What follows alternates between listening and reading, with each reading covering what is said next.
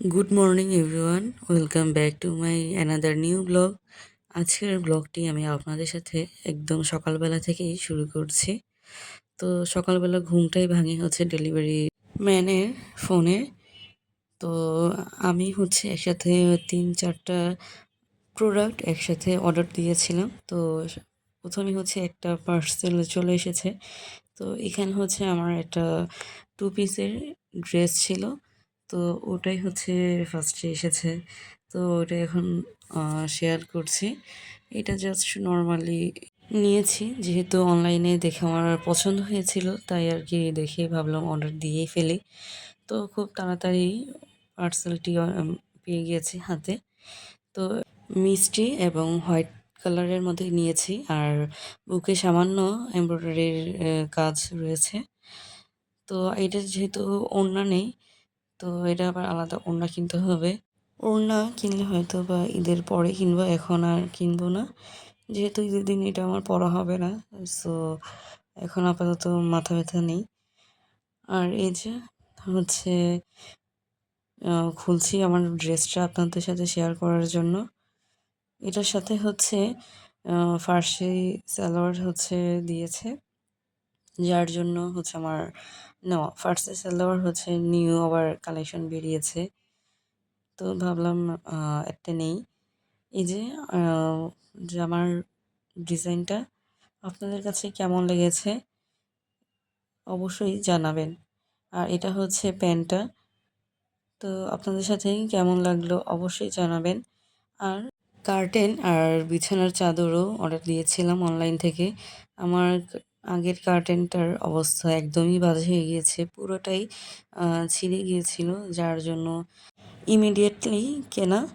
আর আমরা অনেকদিন ধরেই চিন্তাভাবনা করছিলাম যে নিউ কার্টেন আর কয়েকটা নিউ বেডশিট কিনবো। কার্টেনটা ভালো সময়ই নষ্ট হয়েছে একদম ঈদের মুখোমুখি যে গিয়ে। তো এই সুযোগে হচ্ছে কার্টেনটাও কেনা হয়ে গেল। কার্টেন আর বেডশিটও আমি অনলাইনে অর্ডার দিয়েছিলাম। তো আমার দেখে খুবই পছন্দ হয়েছিল, যার জন্য অর্ডার দিয়েছি। এখন আপনারা দেখে বলবেন যে আপনাদের কাছে কেমন লেগেছে। আর যেহেতু নিউ কার্টেন আর বেডশিট লাগাবো, তাই হচ্ছে ভাবলাম আগে থেকে রুমটাকে ক্লিন করে নিই খুব ভালোভাবে। তো একটা কাপড় নিয়ে আমি আগে থেকে থাই গ্লাস প্লাস গ্রিলে যত ময়লা আছে এবং পর্দা লাগানোর হ্যান্ডেল বা লাঠি যেটাই বলি, ওটাও খুব ভালোভাবে ক্লিন করে নিব। তো এরই মাঝে আমার ক্লিন করা হয়ে গিয়েছে। আর এই যা হচ্ছে আমার নিউ কার্টেনটা এসেই খুলে দেখছিলাম। লাগানোর পর আপনারা দেখে বলবেন যে কেমন হয়েছে আমার কার্টেনটা।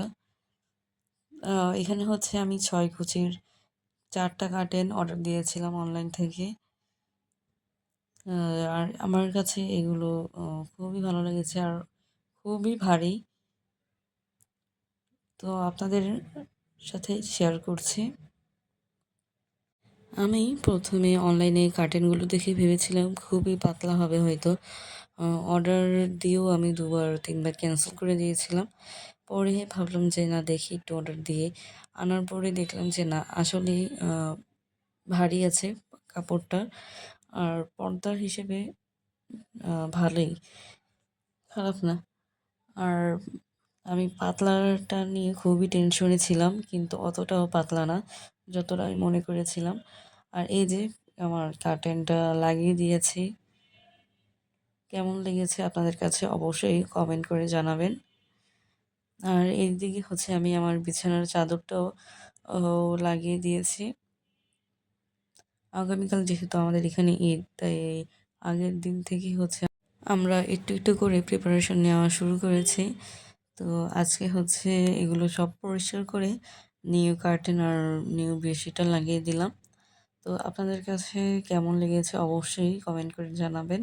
এদিকে এগুলো করতে, করতে আমার প্রচণ্ড পরিমাণে ক্ষুধা পেয়ে গিয়েছিল। তো এখন আমি চলে আসলাম খেতে।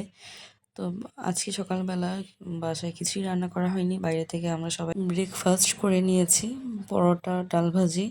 এটা আমাদের বাঙালিদের সবারই প্রিয় খাবারগুলোর মধ্যে একটা। তো খাওয়া শেষ করে আমরা চলে আসলাম নিচে গরু দেখতে।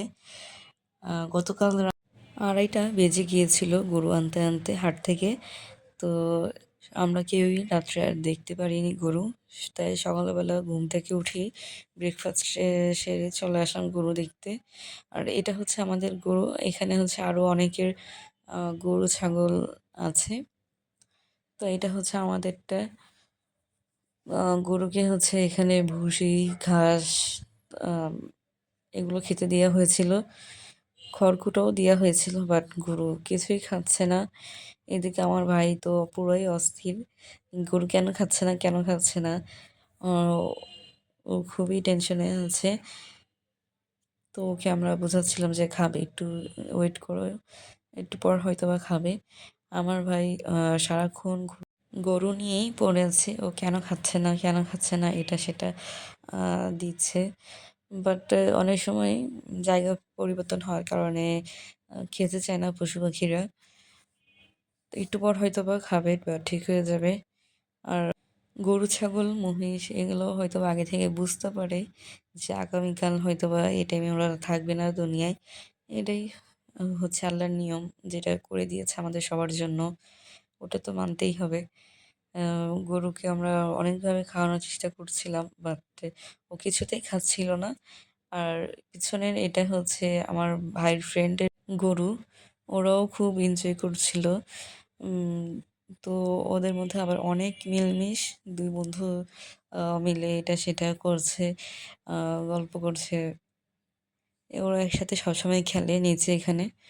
তো এদিকে হচ্ছে আমার ভাই গরুর মাথায় হাত বুলিয়ে দিচ্ছিল। আগে প্রচণ্ড পরিমাণে ভয় পেত শাহির। আ গরু, ছাগল কোনো কিছুর আশেপাশেও যেত না। বাট এখন একটু সাহস হয়েছে। আ বড় হয়েছে একটু, এখন বুঝতে পারে যে আসলে ওরা কিছুই বলে না। ওদেরকে আদর করলে আ ওরা বুঝতে পারে। তো এখন হচ্ছে আমি উপরে চলে যাব মেহেদি দিতে। আমি নিচে যাওয়ার আগে হচ্ছে উপরের সাইডে মেহেদি দিয়ে গিয়েছিলাম। ওটা আর ভিডিও করা হয়নি।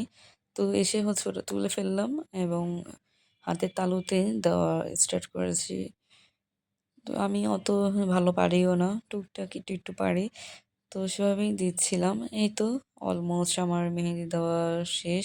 আজকে এ পর্যন্তই। সবাই ভালো থাকবেন, সুস্থ থাকবেন। আমাদের জন্য দোয়া করবেন। আল্লাহ